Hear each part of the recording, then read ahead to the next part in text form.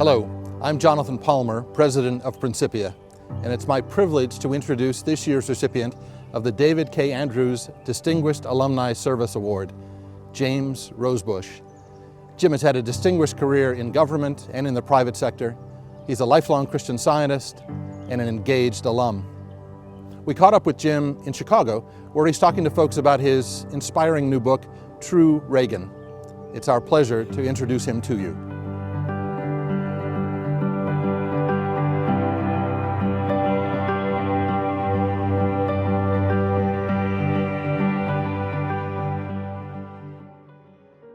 There's no place like Principia.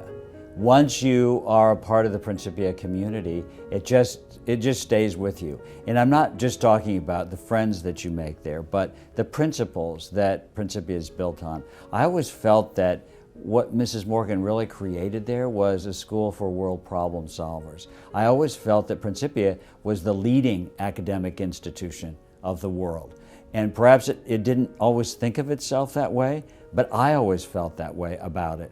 And it was a home for me, and it was sort of a proving ground, I think, in terms of Christian Science, but also in terms of my career.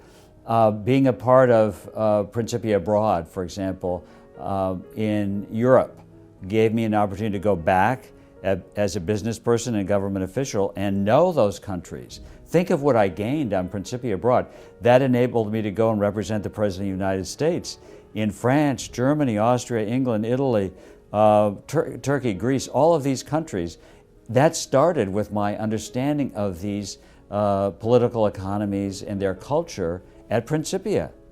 In a way, I always felt there was this foundation that Mrs. Morgan had created was something that we needed to more energetically live up to, and that the world needed it desperately, and that we could keep improving on not the model and the precept or the principles or the policies, but to demonstrate a higher level of education because the world was crying out for it. And that was, Principia gave me an opportunity to be a part of that in a way that I think other schools might not have.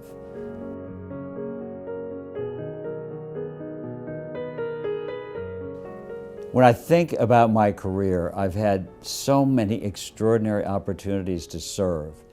And I think about three different categories come to mind. One is in education, one is in healthcare, and thirdly in government.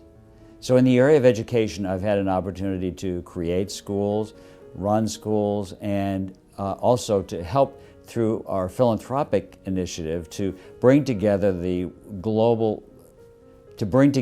top technology companies in the world to focus on investing in integrating technology in the classroom. Another extraordinary opportunity I've had is to work in the frontiers of healthcare and to see the dramatic changes that are about to occur globally in this field. In the area of healing, I've had extraordinary opportunities to work with institutes that are advancing the coming edge of metaphysical, spiritual, holistic, mental healing, and to work with the heads of all the top 30 hospitals in America to chat with these leaders to find out exactly what they see as the future of healthcare. And I have to say that in several cases, these meetings have turned toward spiritual healing topics, and they've revealed to me that yes, they understand this to be the coming tidal wave of change in healthcare. So it's all moving in that direction, and it's been a particular honor for me to be involved to the extent where I can see this occurring and to help promote it as well. And then, of course, the third standout for me has been my work in government, and especially my work in the Reagan White House, where I had an opportunity to work day to day very closely with President Reagan, and was the longest serving Chief of Staff to Nancy Reagan. So that was a remarkable opportunity to travel the world with the Reagans and see and meet, negotiate on their behalf with heads of state that I never dreamed I would have an opportunity to meet with, and to see what really brought them to the position of leading their countries and the components of great leadership.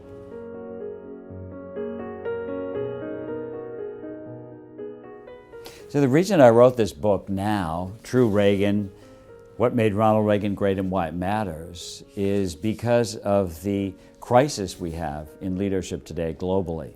And I felt that it was time to really examine the roots of Reagan's leadership, where it came from, and what he told me himself about where his capacity to lead really came from. And, Reagan said, it wasn't that I was a great communicator, it was that I communicated great ideas. He was a deeply spiritual person. In fact, he was the most spiritual person I've ever met in my life. Reagan read his Bible to me, he sang hymns to me. He told me about the spiritual roots of his character.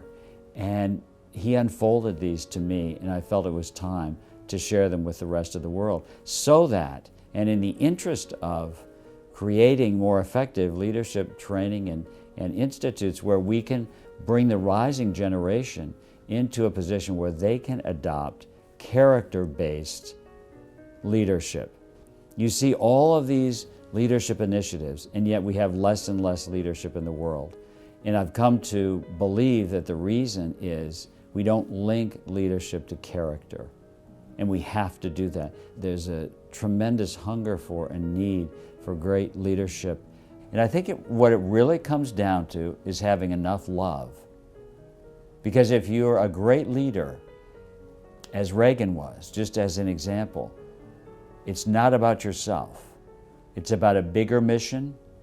It's about solving a bigger problem. It's about affecting other people's lives. And it's not about the power of personality. It's about the power of character.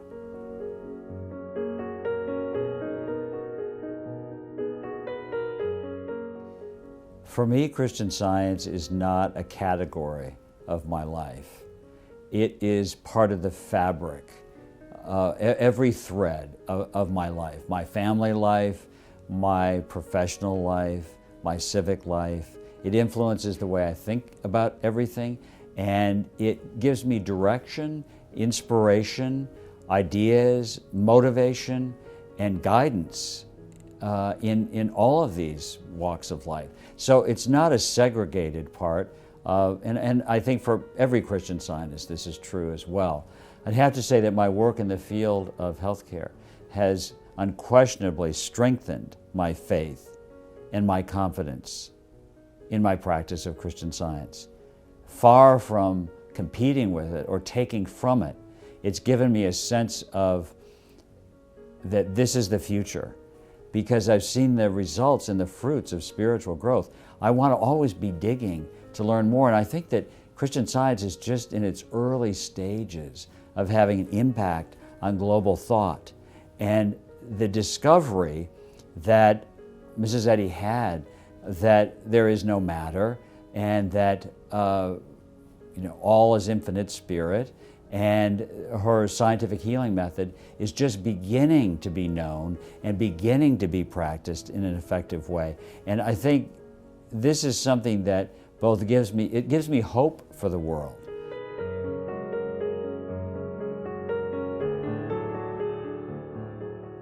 When I think about Principia's future and Principia's students, I think they're far more engaged today than they were during my era in being world problem solvers, as I mentioned.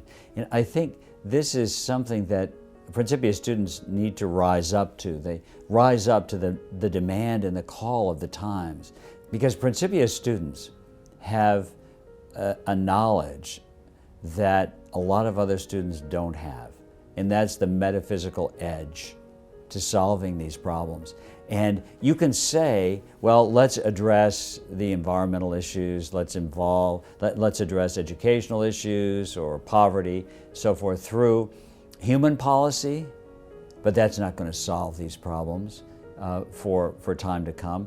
It's through love, and it's through using the metaphysical precepts that we've been taught. This is the ingredient that's missing in public policy and in finance today.